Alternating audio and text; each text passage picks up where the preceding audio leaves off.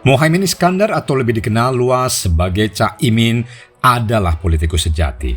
Dengan percaya dirinya yang tinggi itulah, jauh-jauh hari ia menyatakan diri sebagai calon presiden. Dan tanpa ragu, dia bergabung dengan Prabowo Subianto di Koalisi Kebangkitan Indonesia Raya. Nah, masalahnya belakangan ini terdengar isu duet Prabowo-Pranowo menyusul foto kebersamaan dua orang ini ketika panen raya di Kebumen. Belum lagi pernyataan yang diungkapkan Wakil Ketua Dewan Pembina Partai Gerindra Hasyim Joyo Hadikusumo bahwa opsi menjodohkan Prabowo-Pranowo sebagai sesuatu yang sangat memungkinkan. PKB, di mana Muhaimin bernaung, ini sudah barang tentu bereaksi. Awas, Cak Imin terancam mutung.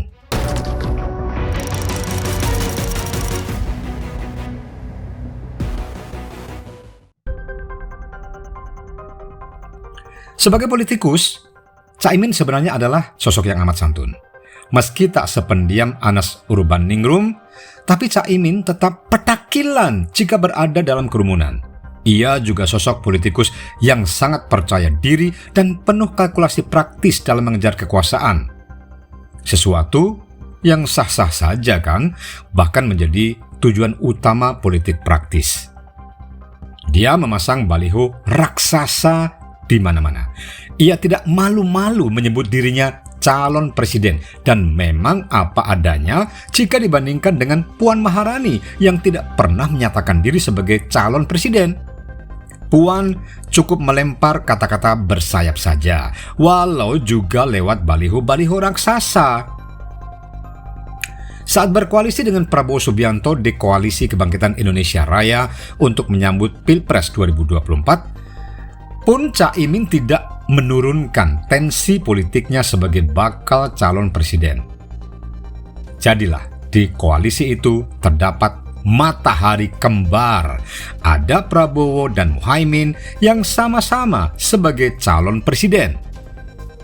Maka ketika terendus kebersamaan antara Prabowo dan Ganjar Pranowo di acara panen raya di Jawa Tengah, isu menjodohkan Prabowo Pranowo sebagai capres-cawapres ini menjadi isu politik penting. Apalagi dalam acara itu ada Presiden Joko Widodo yang dianggap sebagai kingmaker. Wakil Sekretaris Jenderal Syaiful Huda mengatakan bahwa opsi menjodohkan Prabowo Pranowo pada Pilpres 2024 ini tidak mudah direalisasikan begitu saja.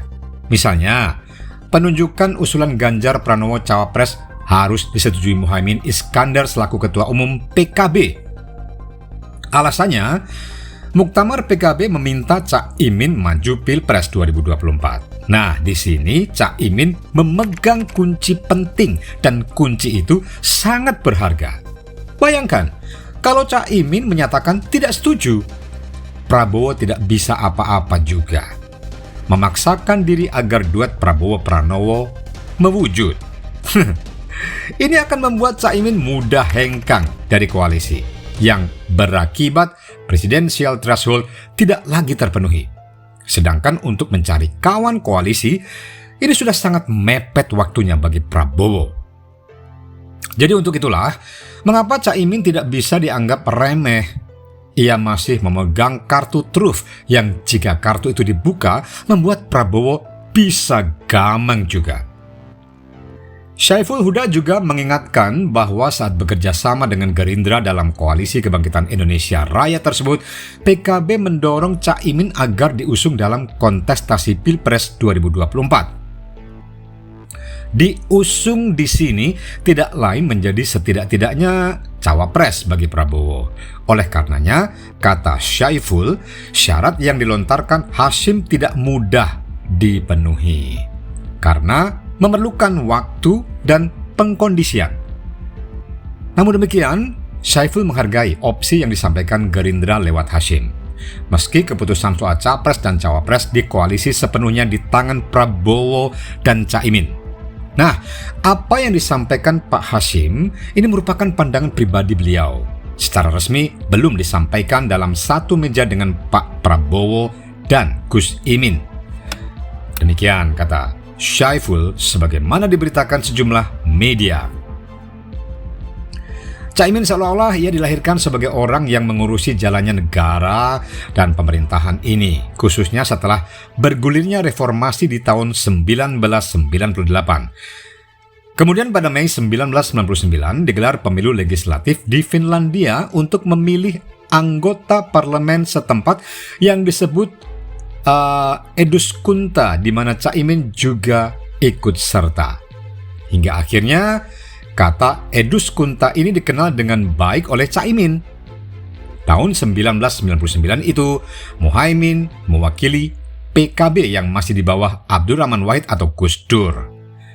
Ikut bersama-sama ke negeri atap Eropa tersebut antara lain Anas Urbaningrum dan Andi Malarangeng mewakili KPU, kemudian Saifullah Fatah, Wijanarko Puspoyo dari PDIP, kemudian Irham Dilmi dari PAN, dan beberapa undangan lainnya. Muhaimin dibesarkan organisasi PMII, Pergerakan Mahasiswa Islam Indonesia, selain KNPI, Komite Nasional Pemuda Indonesia. Hingga kemudian akhirnya dia menjadi politikus dengan bergabung ke PKB. Ia menjadi ketua umum parpol yang didirikan Gus Dur tersebut tahun 2005.